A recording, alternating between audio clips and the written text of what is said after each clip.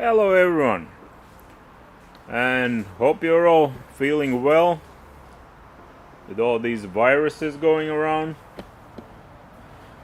But nevertheless, I have already skipped few weeks with videos. As you can see, I'm painting both of the axles because I messed up this one. Not sure if that mount is still usable. That's why I prefer to fix up my original axle and go from there. I see that a lot of new subscribers are joining, so like to you guys. Hey everyone, thanks for stopping by. Yeah, this is like the bit of a update video and a tip video, hopefully a correct tip. But yeah, about rear axle. So specifically about lower control arms. I watched a lot of videos in the internet and I can't figure out what's the proper way to install them. Because as you saw in the previous episode, I have this placement of the axle like toward that side.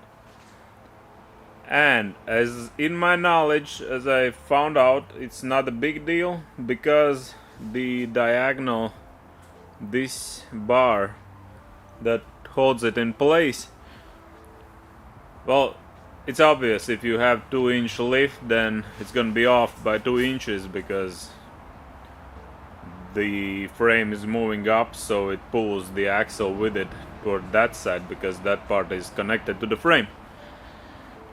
But yeah, we'll see more on that after we put the full body on there and see if it levels itself out. But the rear lower control arms, this long control arm, these small control arms, both ends are identical, the angles of both ends. Here, if you see this one, straight, the bar goes straight in the middle, the knuckle with the bushing on top, everything's fine. And the part that confused me, this part, as you can see, it's under the angle and the bar is more on the left side. So after watching some superior engineering videos with the reinforced, well, not reinforced, but heavy duty control arms, if I'm not mistaken, then the angle goes towards the car. So if we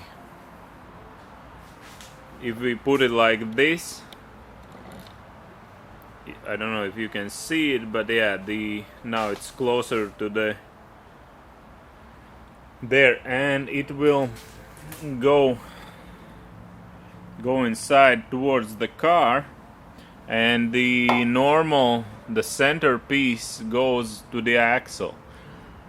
I haven't yet measured the distance between the mounts of the lower control arms, but I'm figuring that the axle is shorter, mount placement is shorter distance than the frame mount.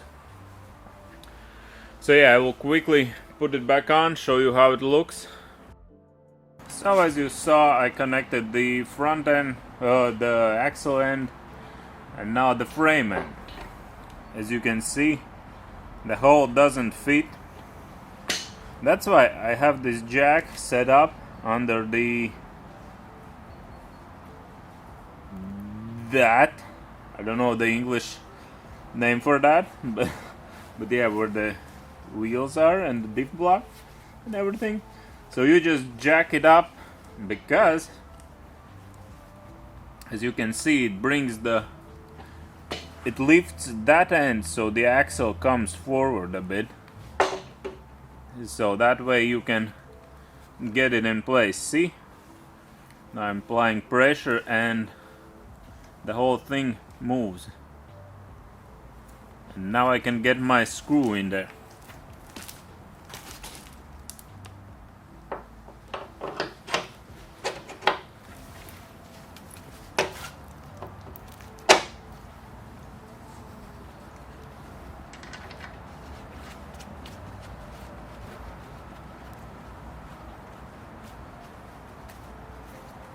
And now you can release it.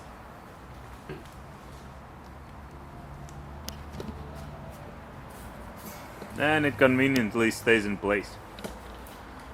So yeah, this is how it looks now. As you can see, it's still going that way. Same for the other side. It's also going a bit there. I don't know if you can see it.